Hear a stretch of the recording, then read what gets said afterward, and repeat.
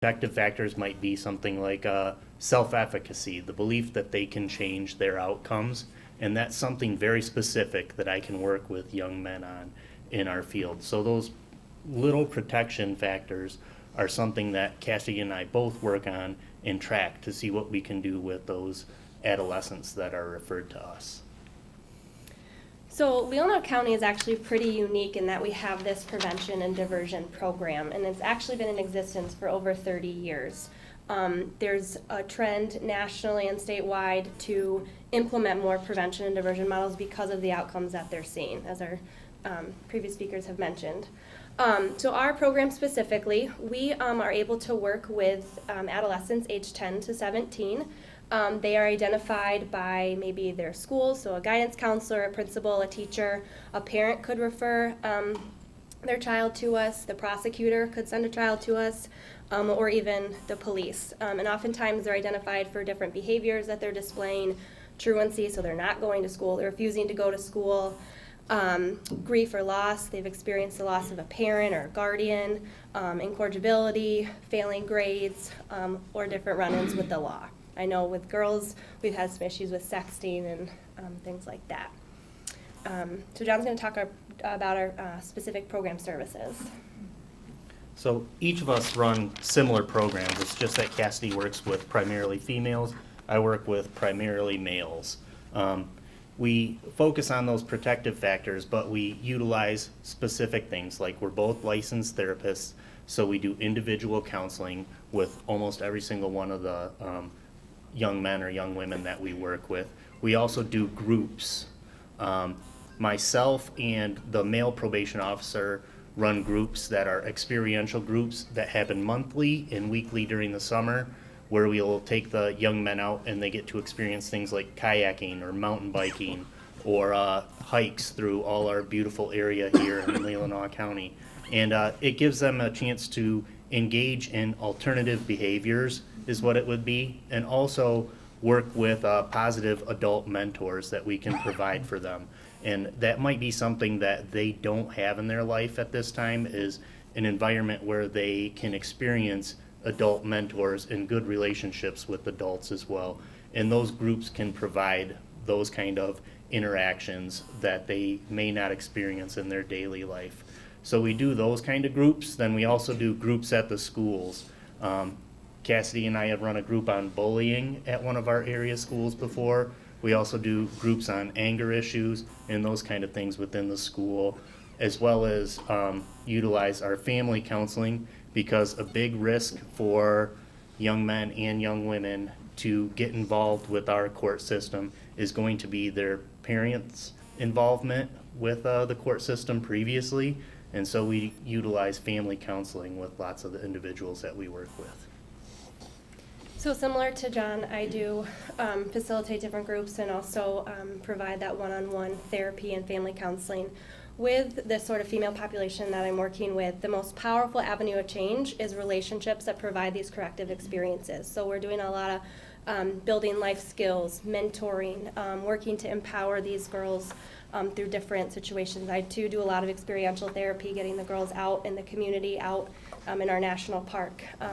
I facilitate with Therese Larson, our probation officer who's back there, our Voices and Choices group. And a lot of that is getting out in the community and providing these different experiences for the girls. This past summer, we did a different thing where we partnered each time we did an activity with a different female community mentor, so our girls in the group could connect with someone in the community and see how they've built their life, got a job, and the goal was to sort of empower the girls through that avenue. And like John said, I do weekly groups and also a lot of family counseling. So program numbers. I've had my program for about a year now, and I'm currently up to a caseload of 17. On average, I'll bring in different mentors, so on average I'm spending about 2 hours per week with each girl. In the last year, the outcomes that I've seen in developing and sort of growing those number of protective factors, we've had really positive results in terms of increasing individual protective factors. So in the last year, I should preface, I've closed 2 girls down. So identifying the protective factors that they had when they came onto the program and then when they left my program. And those girls had a 230% increase in the individual protective factors. So developing coping skills, self-esteem, self-efficacy, having emotional self-regulation, things like that. In terms of family protective factors, there was a 400% increase. So through family counseling and family involvement, because a lot of the work that I do is in the home, so getting parents involved in their academic life, how to engage their kid when they're home at school, things that they can do together, helping those parents provide clear expectations for different behaviors in home and in the community and in school, and values. And then a 500% increase in community protective factors. One of the biggest things that I see is there's little to no community involvement with the girls that I'm working with. They may go to school, and then if they go to school, they go right home, and there's no extracurricular activity participation or community service. So a lot of the work I do is getting them involved in the community.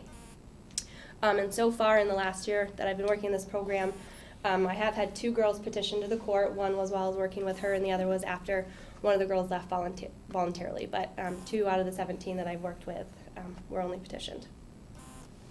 And so, speaking of that, I've had a little bit more experience with 3.5 years in the prevention programming, and I've also tracked my numbers looking at that.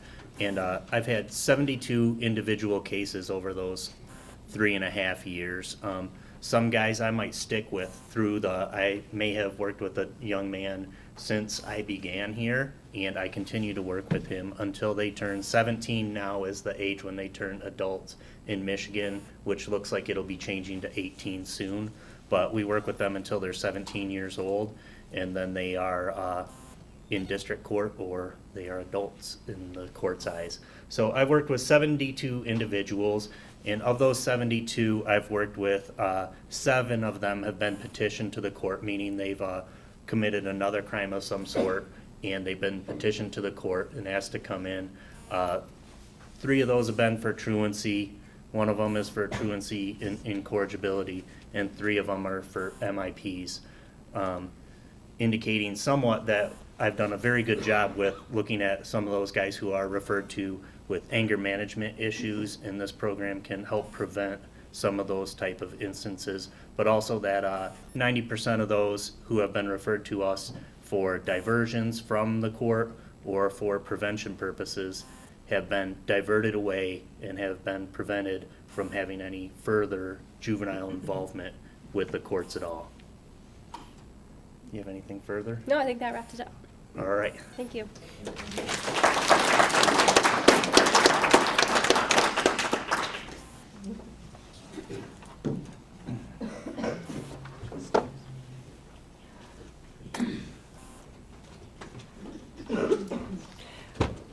I'm so happy to be here. I'm Diane Spies, and I work in the jail. And I've been there for 30 years plus. And I have varying views. I do believe some people belong incarcerated, and some other people make bad choices, like we all do. And therefore, you know, for the grace of God, I would be in jail too. I'm not proud of some of the things I did in my younger years, but I had a good time. And things weren't as bad, and I'm willing to admit that. I'm going to start out by telling you that we're not here to punish people by any means. I know for a fact that I would say 99% of the people that come through jail leave in better shape than they came in.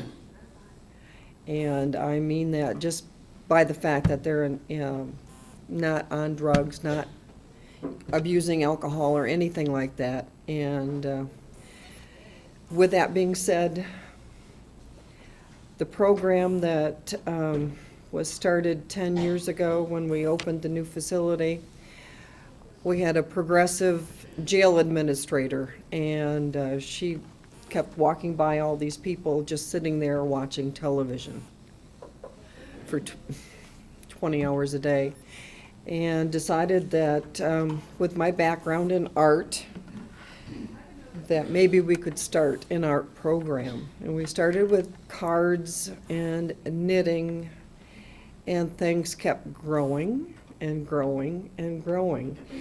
And I get no funding from the county. I get a lot of donations from very generous people. And I have to say the Samaritan's Closet in Lake Leelanau has been a tremendous supporter, just outstanding.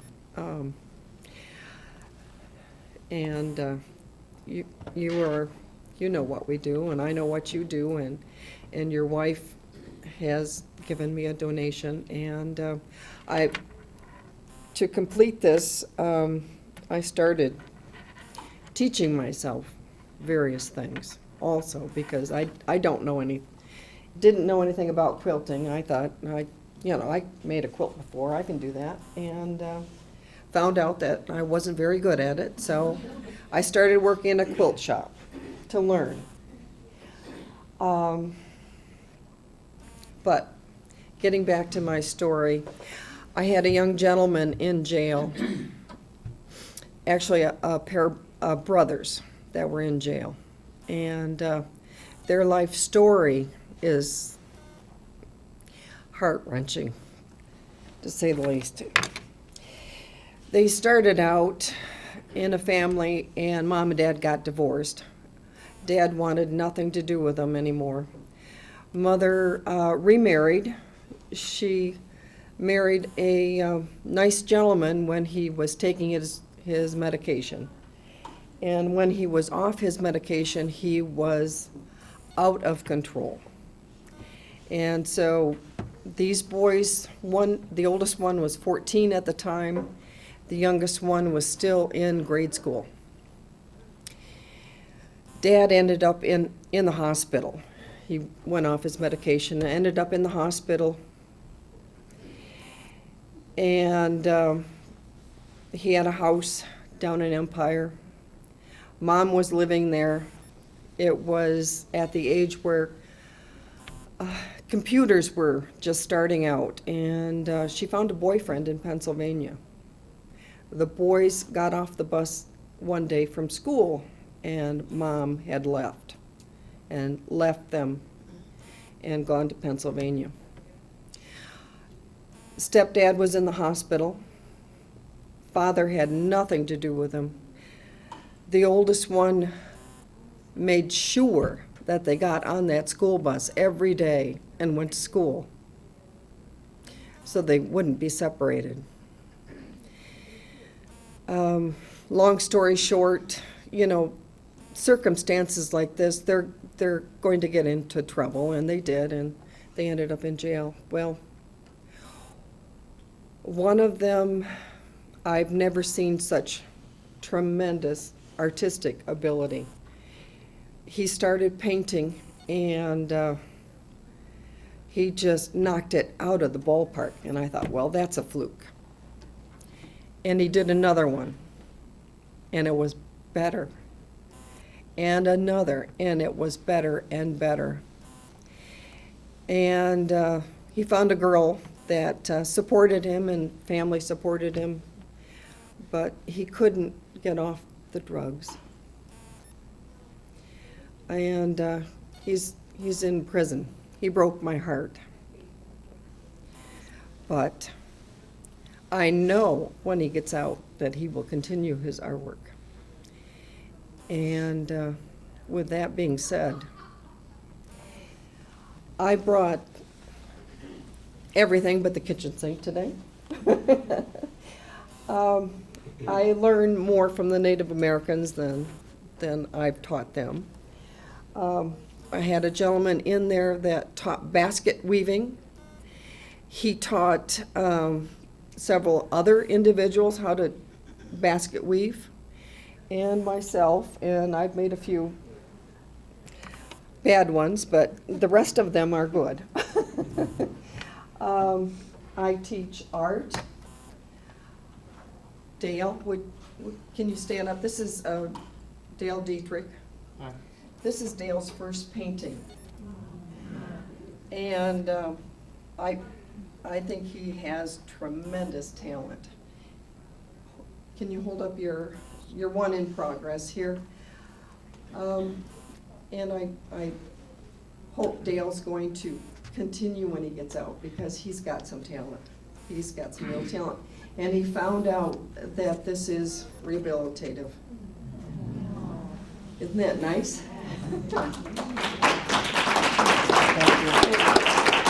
And I brought him here today, and he's scared to death. He's one of our helpers at the jail. My program is just this. I get more out of it than anybody there. And Jim Panic is retired from Grand Traverse County, and he comes in at least every other week and teaches everybody how to bake. Jim, can you stand up, please? Those of you that were lucky enough to have some apple crisp, please have some before you leave. That's the kind of stuff that he does. I think he won the cherry pie contest so many years at the fair, they asked him to quit baking pies because he's that good. And anyway, that's what I do. I get more support from the community and from the people in jail. I've noticed, for the most part, that everybody learns at a different way. And for the most part, the people that I get in have never had the opportunity or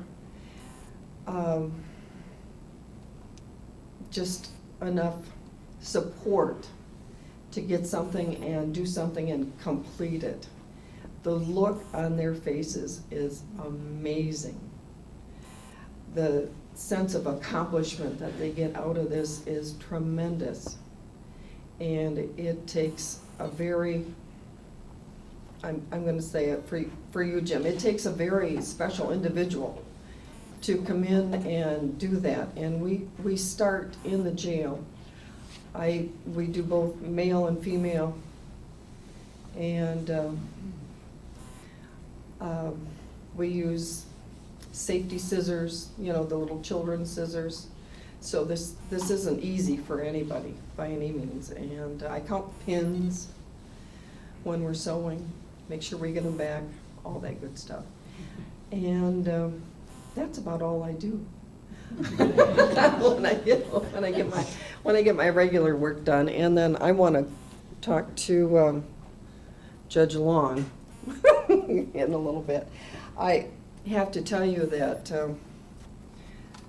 this basket was made by a Native American, but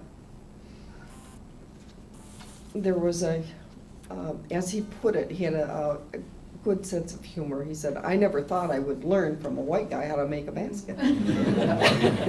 So, and I think he did a tremendous job. That's his first basket. And I'm not going to tell you who he is, but anyway.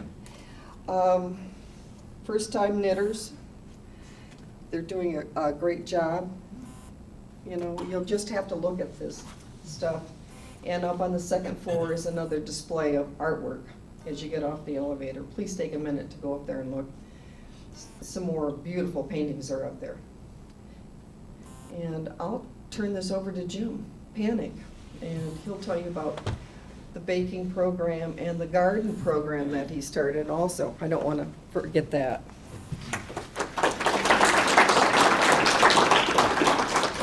Thank you very much, Diane. I started working at the Grand Traverse. I was about 35 years old, started in law enforcement. Before that, I grew up on a farm. My background, grew up on a farm, did construction work, had my own company for a while, worked in excavating. So I have a round background of building and outdoor and gardening. So when I started Grand Traverse, I started working with inmates, and I finally got to work in a program that I took them out in the community to work. And with my background, we was able to do all different kinds of works in construction. We worked for mental health. We worked for Father Fed Foundation, Women's Resources, and also for the county. We did remodel work for them. And one of these articles, you can, if you want to look at the chart, we saved the county over $100,000 that 1 year. And a lot of my program for tools and stuff, we didn't have any funding for that. So what we'd do, we would recycle. And a lot of the counties would have like scrap metal, they'd have copper, brass, aluminum, and they would take that and they would sell it and they'd have their party for the thing. And I says, well, this ain't gonna happen anymore. And so we was able to buy tools for ourselves and we could expand the program on. And when I retired, I worked for private security for quite a while. And then I decided when Cheryl King took over as commander at the jail up here, I knew her, she was my sergeant down in Grand Traverse. And so I got involved and I started the garden up here, turned it over to Deputy John Fortin. And then I started baking with the inmates in the jail.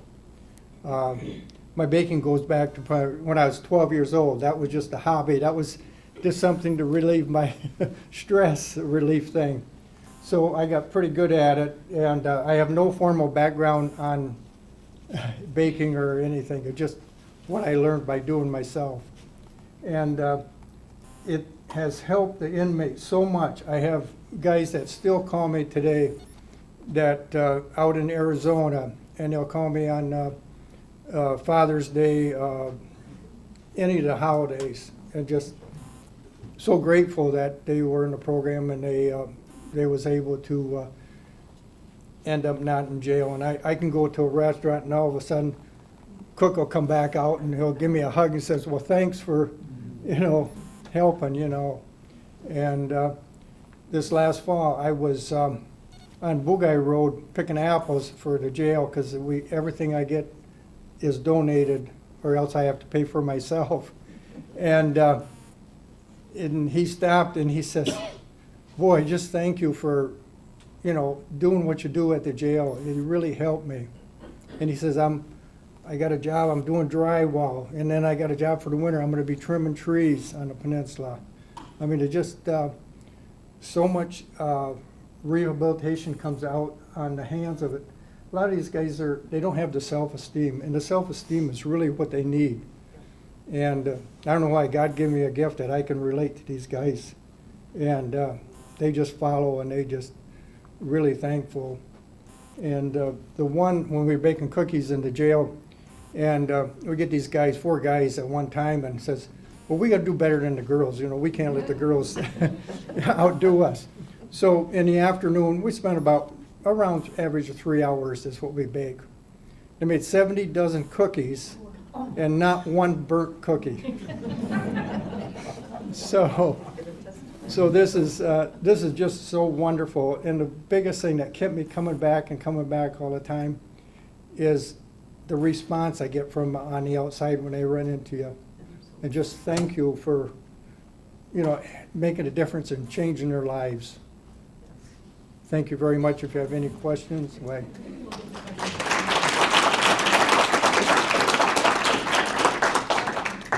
are you comfortable sharing your story? You shared some information with me when we met, so.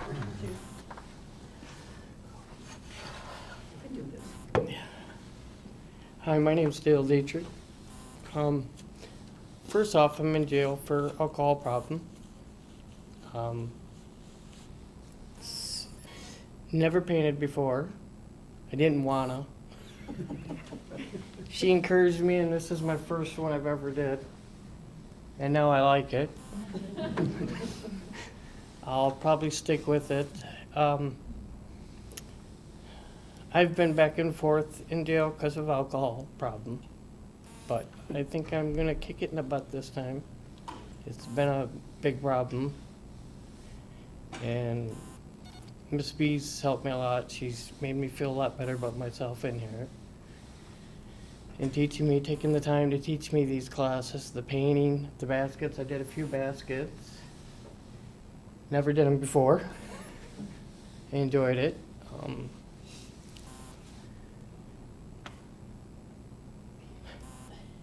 Sorry about this, I'm a little nervous. But I enjoyed it. I've worked with Jim in the past in Grand Traverse at the old hospitals. Did some work with him there back in 1990, I think it was. 90, 89, somewhere in there. Worked with him. I've worked with him here in the kitchen. Did some cooking, baking. Enjoyed it. Really don't know what else to say, but I enjoyed being here. Thank you very much.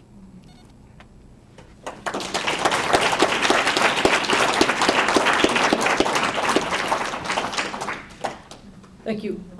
We're going to have question and answer here in a couple moments, but I think what I'm hearing is what a difference just one-on-one mentoring can do for a person. Someone taking the time to get to know an individual, to hear their stories, to become their friends and their mentors, really makes a big difference.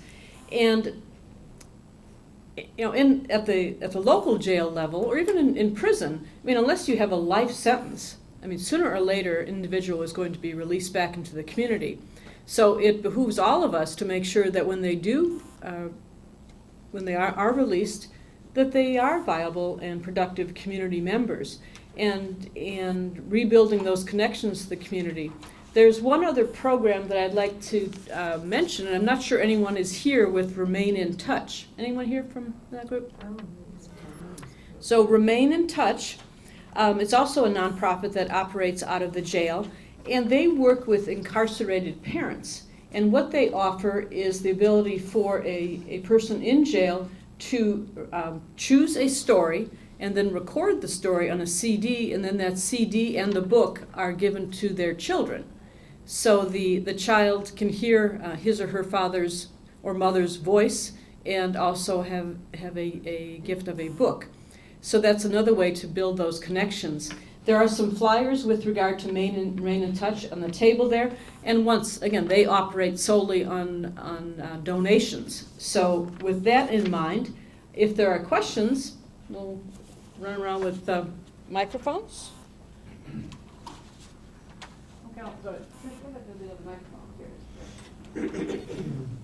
You can just pass this along. Who's going to answer? I don't know that I have a question, but I wanted to add some information. As the recently former director of Samaritan's Closet, I've had the privilege, and I mean that with all sincerity, to work with probably well over 50 individuals who have done community service through their probation. And being able to be a meaningful, contributing person in your community is a significant protective factor. Having an opportunity to come and to be treated with respect and dignity and value that we need all of us to make community work, which I think other people on the panel have spoken to, has been very meaningful for me as well. And I am a patron of the arts. I own one of the paintings by one of the artists from the inmate art program at home. I think at least one, maybe two. And I wanted to give a small update on the artist that Diane was speaking about. He is out of prison and living back in the community and reconnected with his father, and has a significant, because of relationship building, with the family of his girlfriend, who stayed in contact with him throughout his reincarceration due to addiction, untreated addiction, is back in our community and successfully contributing and still an amazing artist.